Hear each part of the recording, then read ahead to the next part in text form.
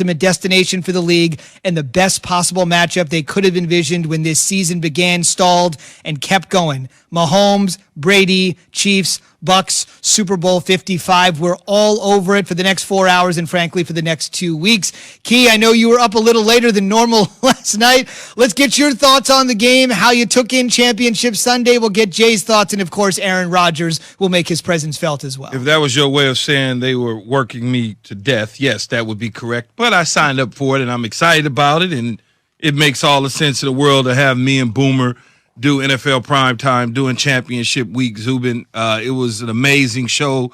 I think, just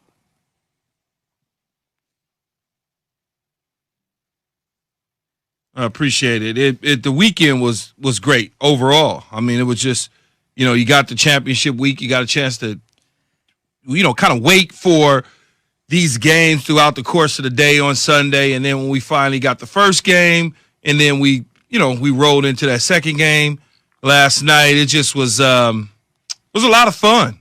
I mean, it was really, really, really a lot of fun. But when you look at it as a whole, though, things didn't turn out the way that I envisioned it. I had Green Bay winning the game just because I thought it was Aaron Rodgers' time. But things didn't go that way, Zubin. It didn't go that way, Jay. There is no question about it. And Aaron Rodgers, well, it simply didn't go his way as well. There he is, 1-4 in NFC Championship games at this particular point. You got to think about it from this particular perspective. Speaking of 4, it was all about 4. 4th and 8. You know the rest. Aaron Rodgers was seemingly as much as in the dark as we were after he said this after the game. Based on the call, Matty allowed me to call that third down play. If I had known we were going to kick it, if we get it, maybe something else would have been maybe gone with some sort of crossing routes maybe there instead. But I thought maybe we're going to have 4 chances to go. And Jay, I would tell you right off the bat on the other side, Matt LaFleur said, "Sure, I regret it," but he didn't seem nearly as broken up as Aaron Rodgers did. You could just hear it there in his voice. 2 words, Zubin. Fireable offense. Ooh. Fireable offense, Key. Matt LaFleur robbed Aaron Rodgers of his legacy moment. Let's put this in perspective about how talented this Green Bay Packers team is in the red zone. Key, they are the best team in NFL history in red zone this season with 48 touchdowns on 60 trips. The best team in NFL history this season in the red zone, 48 touchdowns on 60 trips. That's like not giving the ball to Michael Jordan for the last shot or allowing him to make the last play. And the fact, Key, that there was miscommunication, and the fact that Aaron Rodgers at the post-game presser says there was miscommunication, well, if I know we were going to kick a field goal, maybe I would have made a different play at the line of scrimmage. That's beyond me. And if I'm Aaron Rodgers, if I'm taking this time to really determine whether I want to come back to Green Bay right now, or if I want to pull Deshaun Watson and say, I'm going to get my tail out of there, I'm putting this whole season into context. Let me see. We didn't get Michael Pittman. We didn't get, a top wide receiver. We got Jordan Love. Okay, I had an MVP year. I destroyed everybody. 13-3, one of the best records there is in the NFL. I'm the MVP, and I don't have the ball in my hands down the stretch to make a play. How do you even look your head coach in the eye moving forward, Key? I don't know how you do it. Well, you look your head coach in the eye because you're part of and what went on yesterday as a little bit of the problem. I think when Aaron Rodgers can get a pass on the 4th down situation and to kick the field goal. But I felt that on 3rd down, he had an opportunity to run. He felt like there was somebody behind him. No one was closing on him, in my opinion, looking at the video. He could have made it to the front pylon.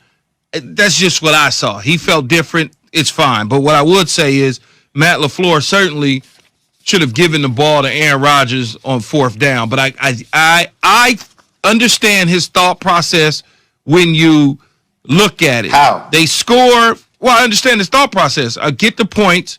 We pin them deep after the kickoff. I got a shot. I trust my defense. I got a shot. But your defense hadn't stopped Tom Brady for the most part all game long. But I also when I look at it, I can say this. Give it to Aaron Rodgers on fourth down. If he doesn't get it, I would rather take my shot at Tom Brady backed up at the 5-yard line opposed to having Jadon Mickens slide down at the 25. You've given them about 20 yards of real estate where their backs are not backed up.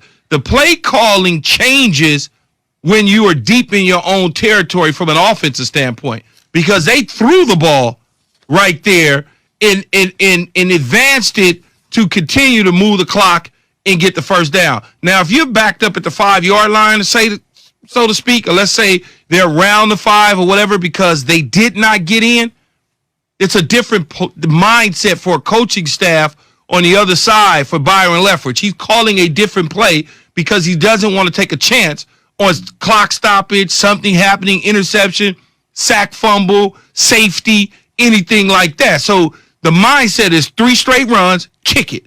We're not throwing at all.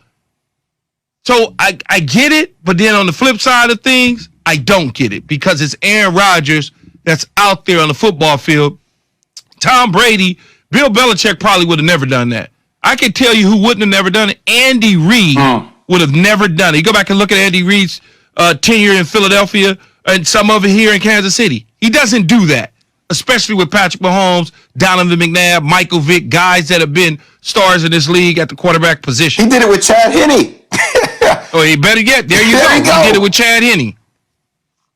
Think about it from this standpoint, fellas. LaFleur's done a great job, obviously, overall, back-to-back 13-3 seasons, being on the brink of the Super Bowl in back-to-back years. But right now, that terrific 2-year start has been completely washed away by one call. We should mention just in defense of LaFleur. I'm not defending the indefensible to many out there, but LaFleur's rationale was they had 3 timeouts. They were going to get another timeout at the 2-minute warning, which actually came at 1:56. So he thought they could stop the clock on 4 different occasions. Obviously, there was the mitigating factor of we've got to give the ball back to Tom Brady. And when you have the GOAT on the other side, yeah, you got Rodgers on one side, but with Brady on the other side, you got to get the ball back. And just want to mention, this is something we'll get into throughout the course of the morning. Jay and Key have both mentioned this. Contracts are made to be broken. Aaron Rodgers is tied to the Packers through the 2023 season via a $134 million extension, but he was the first guy after the game to essentially say futures are uncertain here in Green Bay, including mine.